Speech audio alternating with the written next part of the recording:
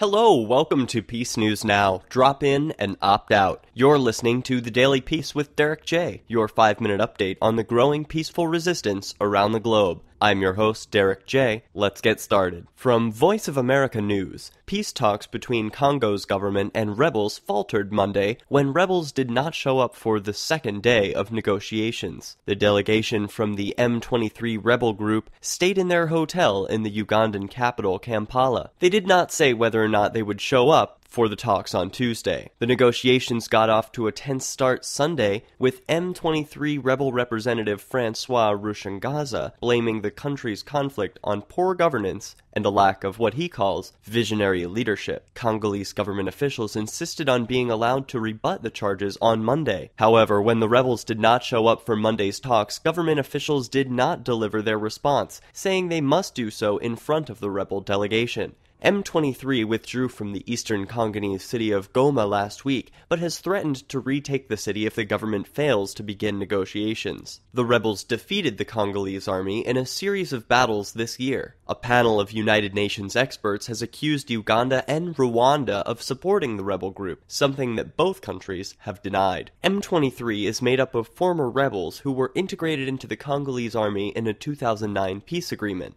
The rebels deserted the army earlier this year, complaining of discrimination and poor treatment. The fighting has displaced more than 100,000 people in Congo's North Kivu province, aggravating an already serious humanitarian situation in the region. What's happening in the Liberty community? Find out at peacenewsnow.com/events, or just click the Events Calendar tab on the main page. There, you'll get plugged in with various different Liberty community calendars in one place. Don't see your event? Add it by using the Contact tab or by emailing me at contact@peacenewsnow.com. From the Daily News, the Taliban could govern parts of Afghanistan under new peace deal. The blueprint, obtained by the McClatchy news agency and confirmed by a source close to the talks, would also see Islamabad take over Washington's role in coordinating talks between insurgents and the government in Kabul. Pakistan has long been viewed as a hindrance to peace, accused of backing insurgents in order to maintain influence in their backyard. Details of the proposals emerged ahead of the talks, due to start on Tuesday between the presidents of Afghanistan and Pakistan in Turkey.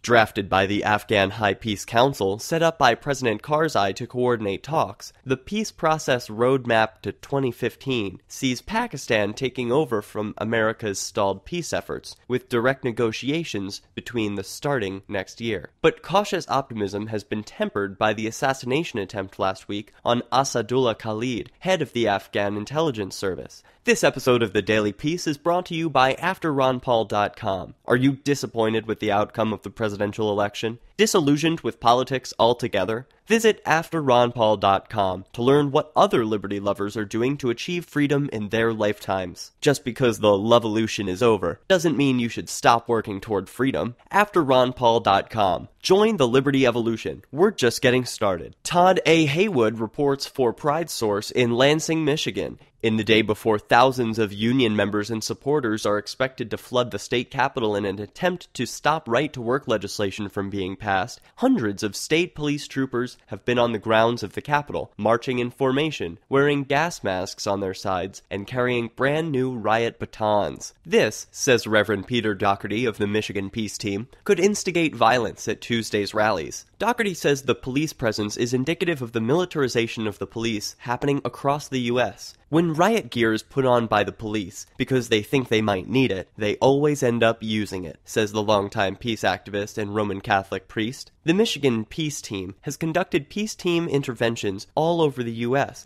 as well as in Palestine and in Mexico. Peace team members are trained to intervene in situations where violence is likely to happen, or is happening, and to de-escalate the potential for violence in the situation. He says the police presence in preparation for Tuesday's protest at the Capitol have a chilling effect on free speech rights, and called on legislative leaders to diminish the police presence. That's all the time we have for today. For more peaceful news reports like this one, subscribe to this podcast and visit our website at peacenewsnow.com. If you've got a story you'd like to share, you can submit your own show content right from the website. Remember to connect with PNN on social networks and send your love mail to contact@peacenewsnow.com. For the Daily Peace and Peace News Now, I'm Derek J. Peace.